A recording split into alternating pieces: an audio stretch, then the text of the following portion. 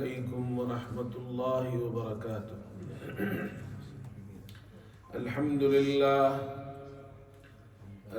لله وكفى وسلام على عباده الذين اصطفى.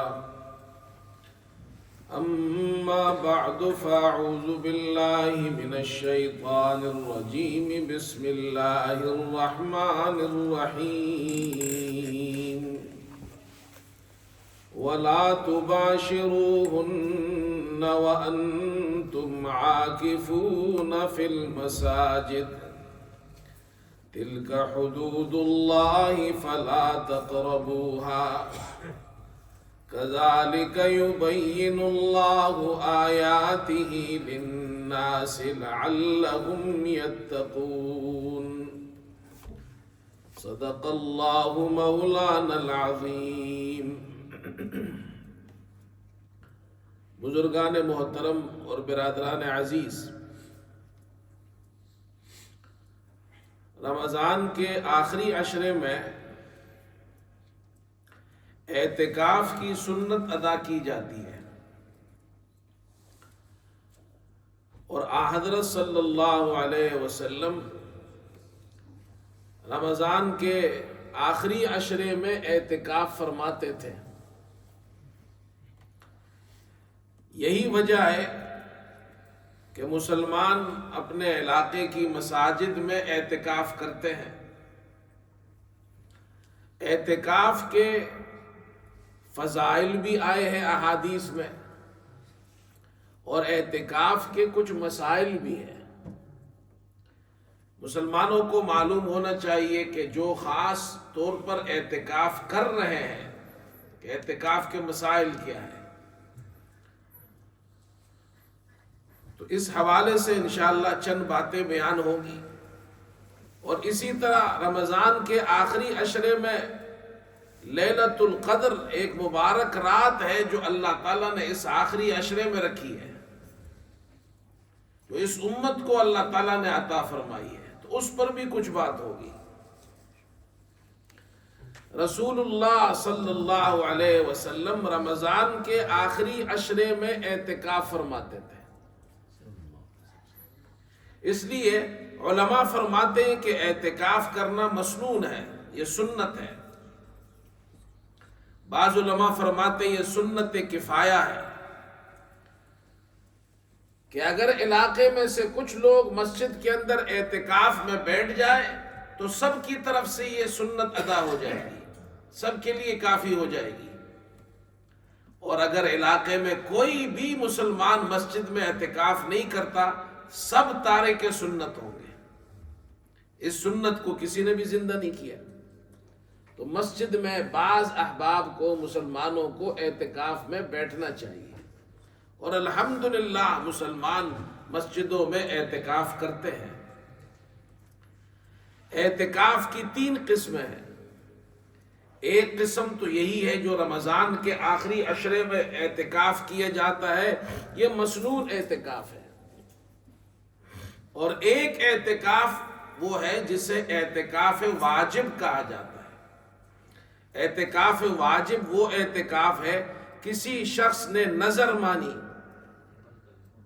مثال کے طور پر یہ کہا کہ میرا فلاں کام ہو جائے تو میں اتنے دن کا اعتکاف کروں گا، یہ نظر مان لی. اب اعتکاف اس پر واجب نہیں تھا لیکن اس نے نظر مان کر اپنے اوپر واجب کر لیا.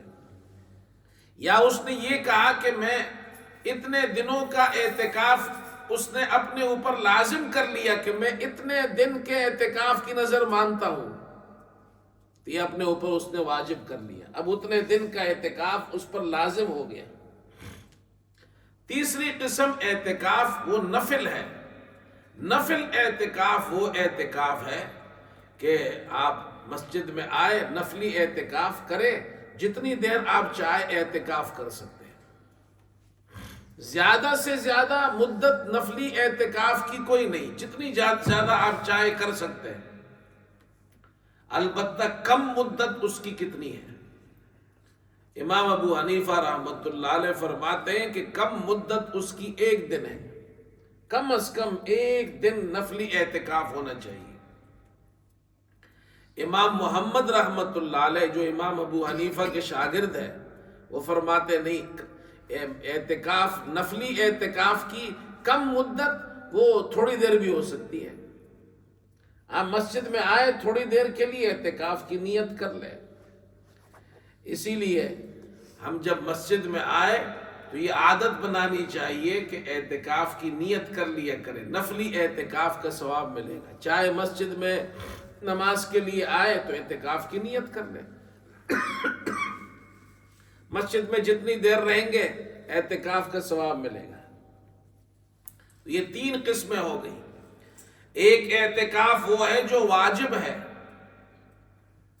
کوئی شخص نظر مانتا ہے کہ میں اتنے دن کی اعتکاف کی نظر مانتا ہوں، تو اس نے اپنے اوپر اعتکاف واجب کر لیا، واجب تھا نہیں، اس نے واجب کر لیا۔ ایک اعتکاف وہ ہے جو نفلی اعتکاف ہے، آپ مسجد میں آئے، آپ نے اعتکاف کی نیت کر لی، جتنی دیر آپ مسجد میں آپ اعتکاف میں ہیں۔ ایک اعتکاف مسنون ہے جو رمضان کے آخری عشرے میں رمضان کا اعتکاف کیا جاتا ہے، اور یہ جو مسنون اعتکاف ہے آخری عشرے کا، اس کو آخری عشرہ کہا جاتا ہے، یعنی عشرہ 10 کو کہتے ہیں، آخری 10 دن۔ لیکن اگر مہینہ 29 کا ہو تو آخری عشرے کا اعتکاف پھر 10 دن کا تو نہیں ہوا، 9 دن کا ہوگا۔ لیکن اللہ تعالیٰ کی رحمت کتنی بڑی ہے، اگر مہینہ 29 کا ہے اور کوئی شخص اعتکاف کر رہا ہے تو اگرچہ اس نے 9 دن کا اعتکاف کیا، ثواب اس کو پھر بھی 10 دن کا ملے گا۔ حدیث میں آتا ہے، رسول اللہ صلی اللہ علیہ وسلم نے ارشاد فرمائے، یہ بخاری شریف میں حدیث ہے، شہرا عید شہران لا ينقصان، شہرا عید رمضان و ذوالحجہ، 2 مہینوں میں کمی نہیں ہوتی ہے، عید کے 2 مہینے، ایک رمضان کا مہینہ، ایک ذوالحجہ کا مہینہ۔ رمضان اور ذوالحجہ یہ 2 مہینے، اس میں کمی نہیں ہوتی۔ تو کمی نہیں ہوتی کا ایک معنی یہ کیا ہے، اگرچہ یہ مہینے اگر 29 کے ہو جائے تو ثواب پھر بھی 30 کا ملتا ہے۔ اللہ اکبر۔ اگر رمضان کا مہینہ 29 کا ہو، آپ نے اعتکاف کیا، 9 دن اعتکاف کیا، ثواب آپ کو 10 دن کا ملے گا۔ تو یہ 3 قسم کے اعتکاف ہو گئے۔ مردوں کے لیے سب سے افضل یہ ہے مسجد حرام میں، جہاں بیت اللہ ہے، وہاں اعتکاف کرنا سب سے افضل ہے۔ پھر مدینہ منورہ میں مسجد نبوی میں اعتکاف کرنا اس کے بعد افضل ہے۔ پھر مسجد اقصی میں اعتکاف کرنا افضل ہے، اور پھر عام مساجد جو دنیا میں ہے اس مسجد میں اعتکاف کرنا افضل ہے۔ جہاں جتنی بڑی مسجد ہو، بڑی جماعت ہو، اس میں کرنا افضل ہے۔ خواتین کے لیے اعتکاف کرنا، یہ مسنون اعتکاف رمضان کے آخری عشرے کا جس طرح مردوں کے لیے ہے، خواتین کے لیے بھی ہے۔ لیکن خواتین کے لیے امام ابو حنیفہ رحمت اللہ علیہ فرماتے ہیں گھر کی مسجد میں اعتکاف کرنا افضل ہے۔ امام شافعی رحمت اللہ علیہ اور امام ابو حنیفہ رحمت اللہ علیہ کا اس مسئلے میں اختلاف ہے، لیکن امام شافعی رحمت اللہ علیہ فرماتے ہیں جس طرح مرد مسجد میں اعتکاف کرتے ہیں، خواتین بھی مسجد میں اعتکاف کریں گی۔ خواتین کا اعتکاف مسجد میں ہے، گھر کی مسجد میں نہیں ہے۔ امام ابو حنیفہ رحمت اللہ علیہ فرماتے ہیں، یہ علامہ کاسانی نے بدائع و صنائع ایک کتاب ہے فقہ حنفی کی، علامہ کاسانی بہت بڑے آدمی تھے۔ علامہ کاسانی اتنے بڑے آدمی تھے، اس سے اندازہ لگائے، انہوں نے اپنے استاد امام محمد بن احمد سمرقندی سے تحفۃ الفقہاء پڑھی، اور یہ علامہ سمرقندی بہت بڑا فقیہ تھا۔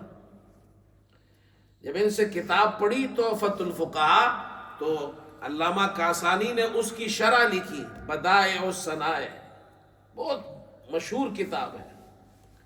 استاد اتنا خوش ہوا کہ اتنا قابل شاگرد ہے جس نے میری کتاب کی شرح لکھی ہے اور اتنی عمدہ شرح لکھی ہے، تو اس استاد کی ایک بیٹی تھی، وہ خود بھی عالمہ تھی، فقیہہ تھی، بہت بڑی مفتیہ تھی، اپنی بیٹی کی شادی اس سے کرا دی، اپنے شاگرد سے، حالانکہ اس کے لیے بڑے بڑے لوگوں کے رشتے آئے تھے۔ اور یہ جو امام سمرقندی تھے اور ان کی جو بیٹی تھی، یہ اتنے بڑے علماء تھے کہ اس زمانے میں فتویٰ یہ جاری کرتے تھے تو باپ کا دستخط بھی ہوتا تھا، بیٹی کا دستخط بھی ہوتا تھا، اور جب شادی ہوئی تو اب 3 دستخط ہوتے تھے، علامہ سمرقندی کے بھی دستخط ہوتے تھے، ان کی بیٹی کے بھی دستخط ہوتے تھے، اور داماد کے بھی دستخط ہوتے تھے۔ اتنا بڑا گھرانہ علمی، انہوں نے یہ کتاب لکھی ہے۔ اور عجیب بات لکھی ہے کہ امام ابو حنیفہ رحمۃ اللہ علیہ کے یہاں عورت کے لیے گھر میں اعتکاف کرنا افضل ہے، گھر کی مسجد میں، وہ مسجد میں بھی اعتکاف کرنا جائز ہے، لیکن امام صاحب فرماتے ہیں گھر کی مسجد میں عورت کے لیے اعتکاف کرنا افضل ہے، اس لیے کہ یہاں مسجد میں اختلاط ہوگا، مردوں کو بھی مسئلہ ہوگا، عورتوں کو بھی مسئلہ ہوگا، تو گھر کی مسجد میں افضل ہے۔ اور دلیل کیا ہے؟ دلیل وہ حدیث ہے جو امام احمد نے نقل کی ہے کہ ام حمید رضی اللہ تعالی عنہ رسول اللہ صلی اللہ علیہ وسلم کی خدمت اقدس میں حاضر ہوئی اور عرض کی، یا اللہ، اے اللہ کے رسول، میں آپ کے ساتھ مسجد میں نماز پڑھنا پسند کرتی ہوں۔ آپ صلی اللہ علیہ وسلم نے ارشاد فرمایا کہ میں جانتا ہوں کہ تم میرے ساتھ یہاں مسجد میں نماز پڑھنا پسند کرتی ہو، لیکن تمہارے گھر کے اندر کی کوٹھی میں، اندر والی کوٹھی میں نماز پڑھنا کمرے میں نماز پڑھنے سے افضل ہے، بہتر ہے تمہارے لیے، اور تمہارا کمرے میں نماز پڑھنا گھر کے احاطے میں نماز پڑھنے سے تمہارے لیے بہتر ہے، اور گھر کے احاطے میں نماز پڑھنا تمہاری قوم کی مسجد میں نماز پڑھنے سے تمہارے لیے بہتر ہے، اور قوم کی مسجد میں نماز پڑھنا وہ میری مسجد میں نماز پڑھنے سے بہتر ہے۔ اللہ اکبر، میری مسجد میں میرے پیچھے نماز پڑھو، اس سے بہتر یہ کہ تم اپنی قوم کی مسجد میں نماز پڑھو، یہاں مت آؤ، اور اس سے بھی بہتر ہے کہ تم اپنے گھر کی مسجد میں نماز پڑھو۔ چنانچہ ام حمید رضی اللہ تعالی عنہا کی فرمائش پر ان کے گھر کے اندر والے کمرے کے ایک کونے میں بالکل آخری کونے میں، وہاں ان کے لیے مسجد بنائی گئی۔ یہ حدیث کے الفاظ ہے، گھر کے بالکل آخری اندر والے کونے میں، حصے میں ان کے لیے مسجد بنائی گئی، وہ اپنے گھر کی مسجد میں نماز پڑھتی تھی یہاں تک کہ ان کا انتقال ہو گیا۔ رسول اللہ صلی اللہ علیہ وسلم موجود ہے، مسجد نبوی موجود ہے، ام حمید گھر کی مسجد میں نماز پڑھتی تھی، اور آپ نے فرمایا تمہارے لیے گھر کی مسجد میں نماز پڑھنا یہ بہتر ہے۔ اسی سے امام ابو حنیفہ رحمۃ اللہ علیہ نے استدلال کیا ہے، وہ فرماتے ہیں کہ دیکھو، امام شافعی فرماتے ہیں گھر کی مسجد کے حکم میں نہیں ہے، مسجد کے احکام نہیں ہے اس پر۔ امام ابو حنیفہ رحمۃ اللہ علیہ فرماتے اس حدیث سے معلوم ہوا کہ عورت کے لیے، عورت کے حق میں نماز کے باب میں گھر کی مسجد کے حکم میں ہے۔ یہ حدیث بتا رہی ہے نماز کے باب میں عورت کے حق میں گھر کی مسجد کے حکم میں ہے، تو امام صاحب فرماتے ہیں اعتکاف کے باب میں بھی گھر کی مسجد عورت کے حق میں مسجد کے حکم میں ہے۔ جب آپ صلی اللہ علیہ وسلم عورت کو یہ سمجھا رہے ہیں میری مسجد میں نماز پڑھنا اس سے بہتر یہ ہے کہ تم اپنے گھر میں نماز پڑھو، تمہاری قوم کی مسجد میں نماز پڑھنے سے بہتر ہے اپنے گھر میں نماز پڑھو، تو امام صاحب فرماتے ہیں اسی طرح عورت کے لیے افضل یہ ہے کہ وہ اپنے گھر کی مسجد میں اعتکاف کرے، اور گھر کی مسجد ام حمید رضی اللہ تعالی عنہا کی اس حدیث سے ثابت ہے۔ عورت کے حق میں اس کی گھر کی مسجد اس کے لیے مسجد ہے، نماز کے مسئلے میں ہے تو اعتکاف کے مسئلے میں بھی ہے۔ بات سمجھ میں آئی؟ اب دیکھو میں آپ کو مثال سے سمجھاتا ہوں. یہ ہماری مسجد ہے، اب یہ حال ہے، مسجد ہے، اس میں تو مرد ہی اعتکاف کر سکتے ہیں. اگر خواتین بھی آ گئی تو وہ کہاں اعتکاف کریں گی؟ یہاں انگلینڈ میں ساری مسجدیں بڑی نہیں ہوتی ہے، کوئی ایک مسجد اتنی بڑی ہوگی جہاں خاص طور پر خواتین کے لیے الگ جگہ کا اہتمام ہو، مشکل سے آپ کو ملے گی. تو اس کا مطلب ہے عورت بیچاری تو انگلینڈ میں اعتکاف کر ہی نہیں سکتی ہے. اور دوسرے ملکوں میں بھی آپ جائے، بڑی بڑی مسجدیں اور اس میں خواتین کے لیے انتظام وہ عرب لوگ کرتے ہیں، ان کے لیے خاص بڑی بڑی مسجدیں ہوتی ہیں. باقی مسجدوں میں مرد اور خواتین کا اختلاط ہوگا. اس لیے رسول اللہ صلی اللہ علیہ وسلم نے ام حمیس سے فرمایا تمہارے گھر کے اندر والے کمرے میں نماز پڑھنا باہر اور باہر والے حصے سے نماز وہ مسجد کی نماز سے بہتر، اور محلے کی اور قوم کی مسجد میں نماز پڑھنا میری مسجد میں نماز سے بہتر. معلوم ہوا عورت کے لیے گھر میں نماز پڑھنا مسجد میں نماز پڑھنے سے بہتر ہے، اسی طرح عورت کے لیے گھر میں اعتکاف کرنا مسجد میں اعتکاف کرنے سے افضل ہے. لہذا خواتین اپنے گھروں میں اعتکاف کریں.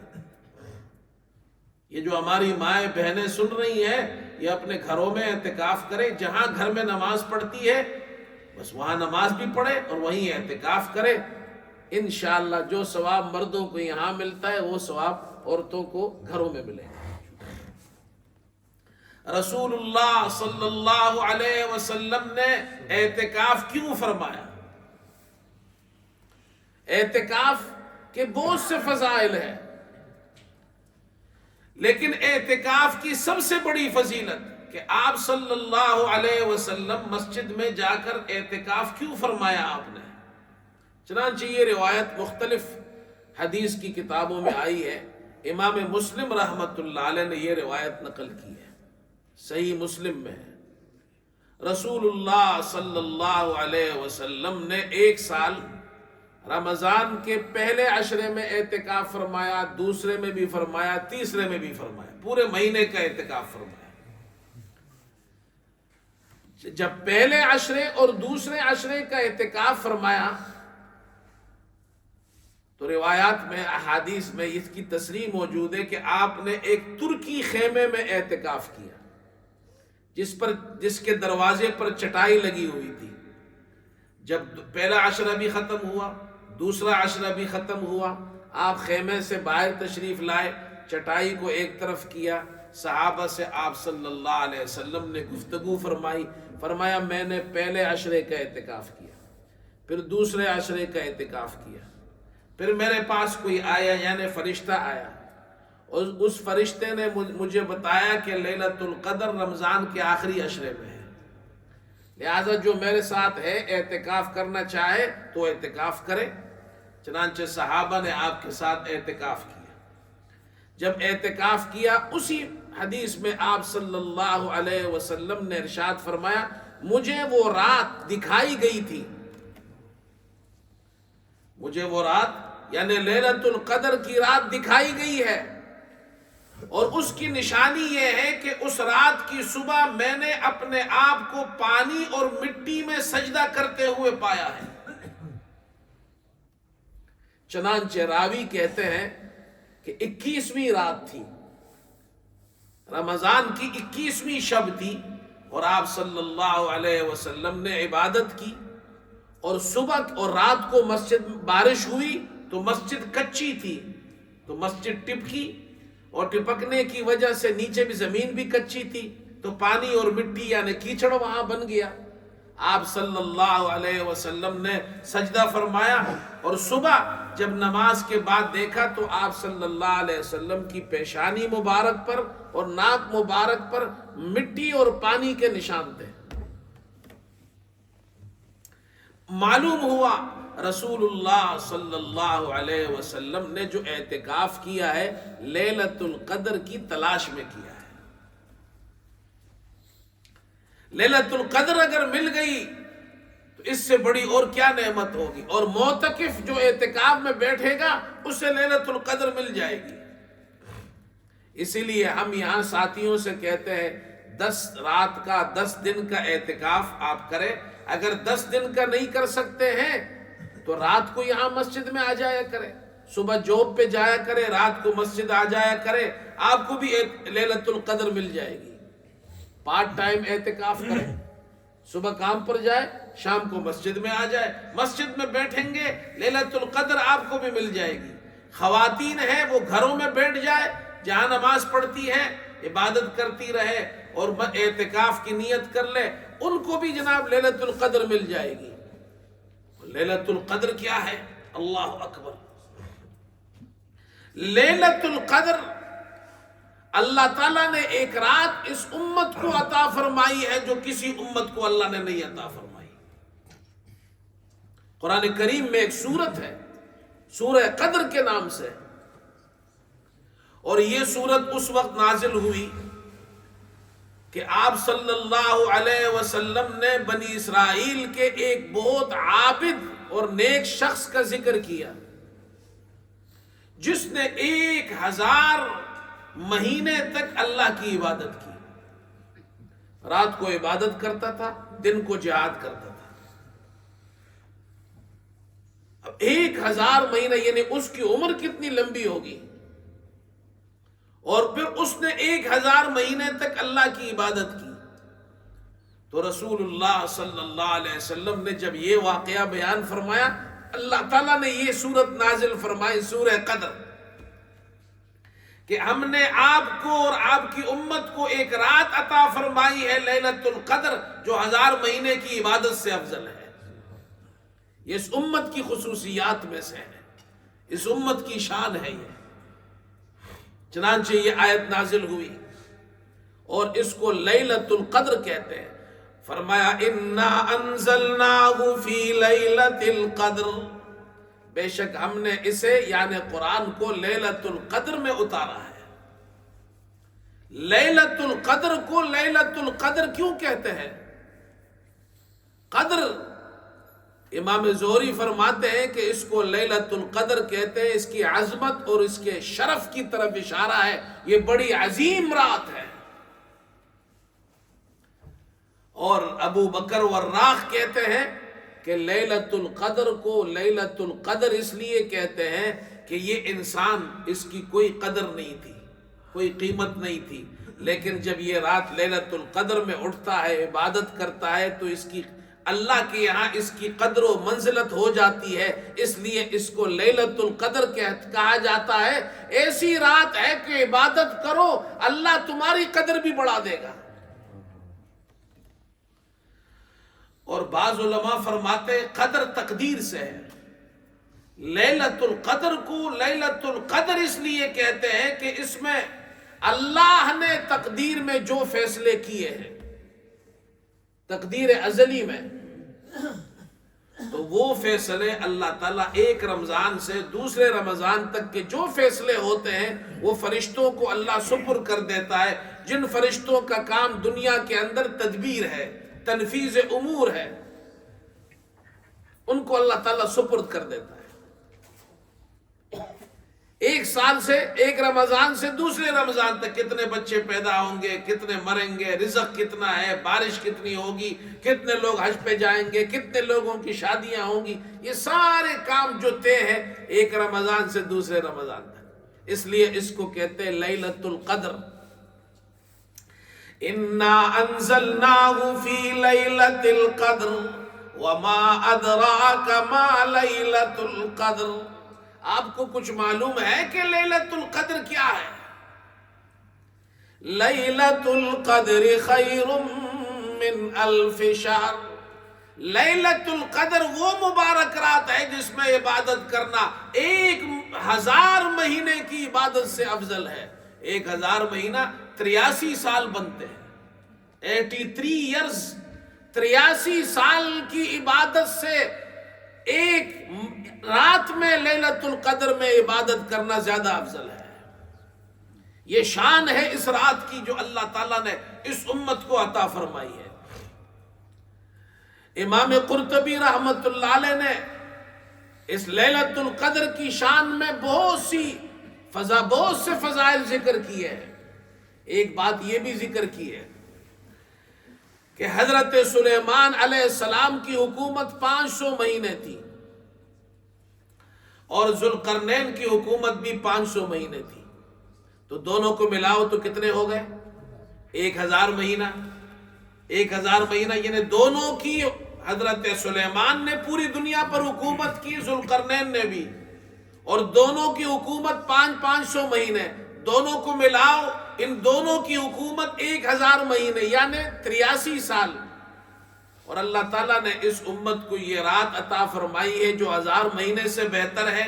یعنی جو اس رات میں عبادت کرے گا اللہ کی یہاں اس کی جو عبادت ہے وہ حضرت سلیمان اور حضرت ذوالقرنین کی حکومت سے زیادہ افضل ہے.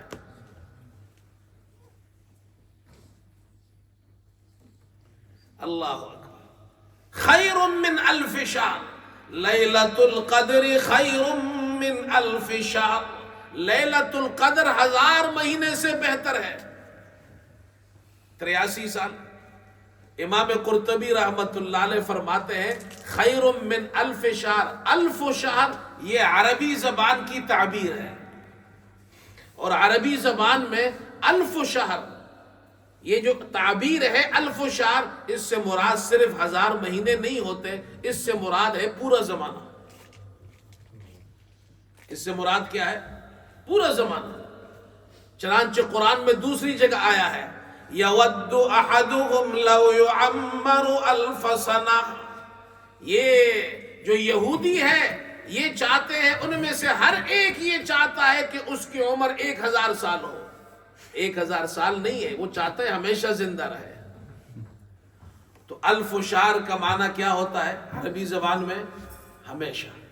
عرب جب کہتے ہیں الف شہر الف سنہ، اس کا مطلب ہوتا ہے ہمیشہ. یہ ان کی اصطلاح ہے. اس لیے اللہ تعالیٰ نے عربی زبان میں قرآن نازل کیا ہے، عرب کی اصطلاح میں قرآن نازل ہوا ہے.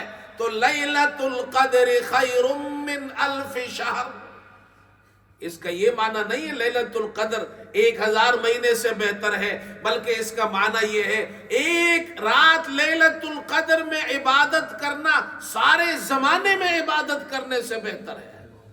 جتنا زمانہ خدا نے بنایا ہے، جتنا ٹائم خدا نے بنایا ہے، اس سارے ٹائم اور سارے زمانے میں عبادت کرنے سے بہتر ہے. اللہ اکبر. لیکن یاد رکھو جس زمانے میں افضلیت ہوتی ہے، افضل زمانے میں عبادت کرنے سے اللہ تعالی شان بڑھاتا ہے، اجر بڑھاتا ہے، ثواب بڑھاتا ہے. اس رات میں اگر کوئی گناہ کرتا ہے، بے قدری کرتا ہے، بے احترامی کرتا ہے، تو اللہ کی پکڑ بھی بڑی سخت ہوتی ہے. مسجد میں گالی دینا اور سڑک پر گالی دینے میں، دونوں میں زمین آسمان کا فرق ہے. یہ افضل جگہ ہے. لیلۃ القدر میں گناہ کرنا اور عام دنوں میں گناہ کرنے میں فرق ہے. اسی لیے اللہ نے لیلۃ القدر کو چھپا دیا ہے. طاق راتوں میں 21 میں تلاش کرو، 23 میں، 25 میں، 27 میں، 29 میں. اللہ نے چھپایا اسی لیے ہے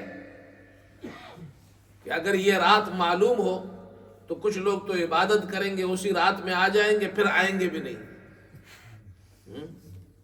اور کچھ لوگ ایسے بدبخت ہوں گے جو اس رات میں بھی گناہ کریں گے، تو اللہ کا عذاب کا خطرہ ہوگا. اللہ نے چھپا دیا. لیلۃ القدر خیر من الف شہر. اس لیے یہ رات تلاش کرو آخری عشرے میں. آپ صلی اللہ علیہ وسلم نے خود بھی تلاش فرمایا، صحابہ سے بھی فرمایا، ہم سے بھی فرمایا. 21 ہے، 23 ہے، 25 ہے، 27 ہے، 29 ہے. اور خود آپ صلی اللہ علیہ وسلم رمضان کے آخری عشرے میں ہر رات کو جاگتے تھے. بھائی ہر رات کو جاگو. 10 رات جاگنا کون سا مشکل ہے؟ 10 رات میں اگر لیلۃ القدر مل جائے ہمیں تو سستا سودا ہے. فارسی کا شاعر کہتا ہے، فرمایا کہ عرفی اگر بگر یا میسر شدے وصال، عرفی اگر بگریا میسر شدے وصال، 100 سال می تواب تمنا گریستن۔ اے عرفی، اگر رونے کی وجہ سے مجھے میرا محبوب مل جائے، اگر میرے رونے سے مجھے وصال نصیب ہو جائے، میرا محبوب مجھے مل جاتا ہے، تو پھر 100 سال تک رونا بھی مشکل نہیں ہے، وہ بھی آسان ہے۔ میں 100 سال رونے کے لیے بھی تیار ہوں اگر رونے سے مجھے محبوب مل جائے، اگر لیلۃ القدر مل جائے، اور اللہ نے رکھی ہے لیلۃ القدر رمضان کے آخری عشرے میں جاگیں گے، لیلۃ القدر مل جائے گی، کون سی مشکل بات ہے؟ آپ صلی اللہ علیہ وسلم شد میزرہ واحیا لیلہ وایقظ اہلہ، رمضان کے آخری عشرے میں تہبند کس لیتے تھے، پوری رات جاگتے تھے، گھر والوں کو بھی جگاتے تھے عبادت کے لیے۔ تنزل الملائکۃ والروح فیہا، تنزل الملائکۃ والروح فیہا بِإِذْنِ رَبِّهِمْ مِنْ كُلِّ أَمْرٍ سلام۔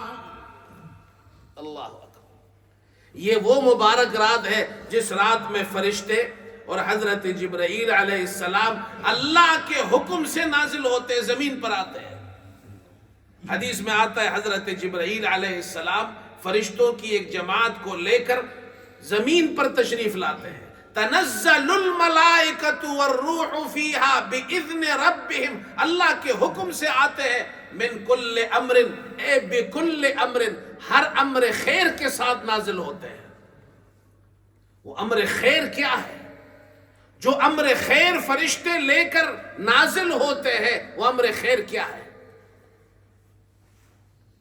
تو علماء فرماتے امر خیر کا ایک معنی تو وہی ہے جو میں نے پہلے بتایا، کہ تقدیر کے جو فیصلے اللہ تعالیٰ ان کو دیتے 1 سال کے، وہ فیصلے لے کر نازل ہوتے ہیں۔ اور ایک معنی یہ ہے جو احادیث میں آتا ہے